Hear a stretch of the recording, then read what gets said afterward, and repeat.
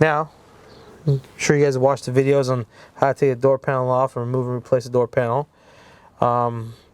Since we got it open, I'm going to show you guys how to remove and replace the door speaker. I leave it plugged in so in case the speaker wants to fall out, the plug will hold it. It's got 3 screws. 1, 2, and 3. See, the speaker hasn't fallen out yet. But let's say you're yanking on it, trying to figure out how to get it out, and then it goes like that. It didn't fall, didn't get damaged, because I left the plug on there. So, yeah, unplug it now, and there you go.